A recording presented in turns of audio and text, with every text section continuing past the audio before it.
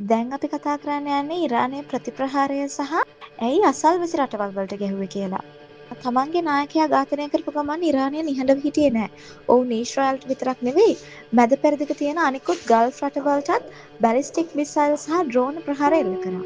ඇයි ඉරානය අහිංසක අසල්වැසි රටවල් වලට ගැහුවේ? හේතුව තමයි ඒ රටවල් වල ඇමරිකානු හමුදා කඳවුරු පිහිටා තියෙන එක. කුවේට්, කටාවල තියෙන ගුවන් හමුදා කඳවුරු, බහරේන් වල තියෙන ඇමරිකානු 5 වෙනි නාවක හමුදා මූලස්ථානය සහ අබුඩාබි වලට ඉරානය මිසයිල ගැහුවා. මේකෙන් අබුඩාබි වල සාමාන්‍ය වැසියෙක් මිය ගිහින් තියෙනවා වගේම මේ රටවල් ඉරානයට දැඩිව විරුද්ධව ප්‍රකාශ නිකුත් කරලා තියෙනවා. අයන් ඩෝම් එකට මේ සමහර මිසයිල් නවත්තන්න බැරි වුණේ ඇයි?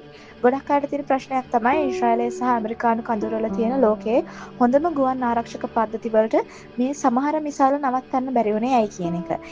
ඊශ්‍රායලයේ තියෙන අයන් ඩෝම් එක ප්‍රධාන වශයෙන් හදලා තියෙන්නේ හමාස් වගේ කණ්ඩායම් ගහන කෙටි දුර වේග අඩු රොකට් නවත්තන්න.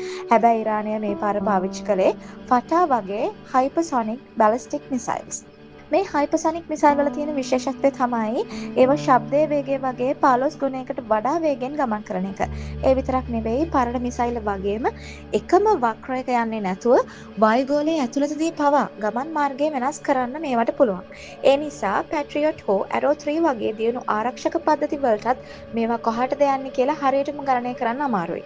මේ අධික වේගය සහ දිශාව වෙනස් කිරීමේ හැකියාව නිසා තමයි ටෙල් අවීව් වලට වගේම අබුඩාබි බහරේන් වලට මේ මිසයිල් සාර්ථකව කඩාගෙන වැටුනේ.